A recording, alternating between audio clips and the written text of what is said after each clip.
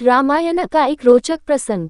अपने बच्चों को रामायण तो पढ़कर नहीं सुना सकते हो, कम से कम ये कहानी या प्रसंग तो सुना ही सकते हो।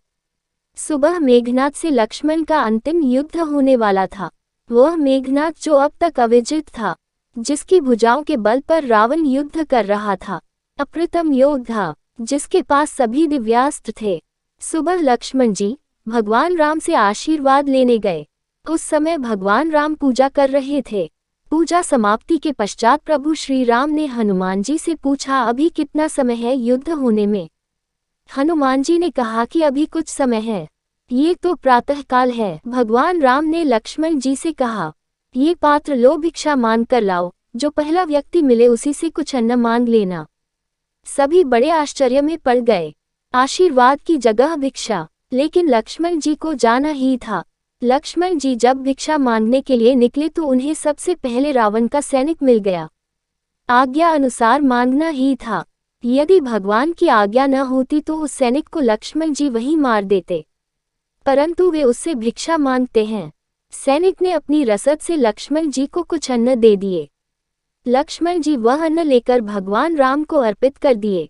तत्पश्चात भगवान राम ने उन्हें आशीर्वाद दिया, विजयी भवः। भिक्षा का मर्म किसी के समझ नहीं आया, कोई पूछ भी नहीं सकता था। फिर भी ये प्रश्न तो रह ही गया। फिर भीषण युद्ध हुआ। अंत में मेघनाद ने त्रिलोक की अंतिम शक्तियों को लक्ष्मण जी पर चलाया। ब्रह्मास्त्र, पशुपात्र, सुदर्शन चक्र, इन अस्त्रों की कोई काट न थी। लक्ष्मण जी सिर झुकाकर इन अस्त्रों को प्रणाम किए। सभी अस्त्र उनको आशीर्वाद देकर वापस चले गए। उसके बाद राम का ध्यान करके लक्ष्मण जी ने मेघनाद पर बाण चलाया। वह हंसने लगा और उसका सिर कटकर जमीन पर गिर गया। उसकी मृत्यु हो गई। उसी दिन संध्याकालीन समय भगवान राम शिव की आराधना कर रहे थे। वह प्रश्न तो अब तक रह ही गया था। हनुमान जी ने पूछ लिया, प्रभु वह भिक्षा का मर्म क्या है? भगवान मुस्कुराने लगे, बोले, मैं लक्ष्मण को जानता हूँ।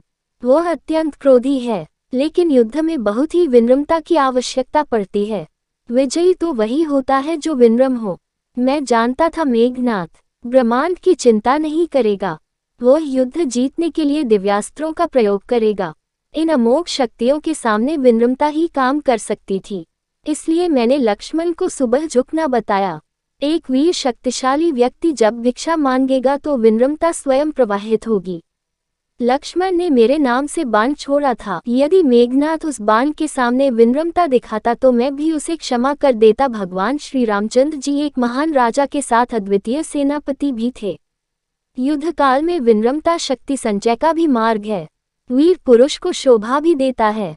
इसलिए किसी भी बड़े धर्म युद्ध में विजय प्राप्ति के लिए विनम्रता और धैर्य का होना अत्यंत आवश्यक है। रामचरितमानस में गोस्वामी तुलसीदास जी ने लिखा भी है, धीरज धर्म मित्र अरु नारी, आपातकाल परिख्य ही चारी। जय सिया राम, जय जय हनुमान। कहानी पसंद आई हो तो चैनल को सब्सक्राइब करें प्लीज और वीडियो को लाइक शेयर करें। ऐसी ही और कहानियां सुनने के लिए बेल प्रेस करें। प्रभु श्री राम के कृपा बनी रहे। धन्यवाद। आपका दिन शुभ हो। बच्चों, ये कहानी आपको कैसी लगी? कृपया कमेंट करें।